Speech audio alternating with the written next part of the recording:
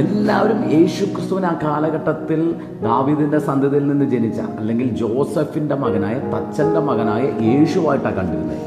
அந்த நாட்களில் எல்லோரும் இயேசுவே தாவீதினுடைய குமாரனாக, ஜோசேஃபினுடைய மகனாக, ஒரு தச்சனுடைய குமாரனாக தான் எண்ணினார்கள். ജഡപ്രകാരം യേശുവിനെ കാണുന്ന ആർക്കും യേശുവിൽ വിശ്വസിക്കാനോ യേശുവിന്റെ ഫോളോവർ ആകാനോ സാധിച്ചില്ല. மாம்ச பிரகாரமாக இயேசு கிறிஸ்துவை பார்க்கிற எந்த நபருக்கும் இயேசு கிறிஸ்து மேல விசுவசிக்கவோ அவரை பின்பற்றவோ முடியவில்லை. യേശുവിന്റെ കൂടെ ഒരു രാത്രി താമസിച്ച അന്ത്രയോസ് വന്ന് ഷിമയോട് പറയാ, ഞങ്ങൾ മിശിഹായെ എന്ന് വെച്ചാൽ ക്രിസ്തുവിനെ കണ്ടെത്തിയിരിക്കുന്നു എന്നാണ്. இயேசுவோடு கூட ஒரு இரவு தங்கின அந்திரையோ வந்து பேதுருவிடத்தில் விதமாக சொல்கிறது, நாங்கள் மேசியாவே, அதாவது திருவசனம் சொல்கிற நபரை கண்டோம், ക്രിസ്തുവിനെ കണ്ടെത്തിയിരിക്കുന്നു, கிறிஸ்துவை கண்டடைந்தோம்.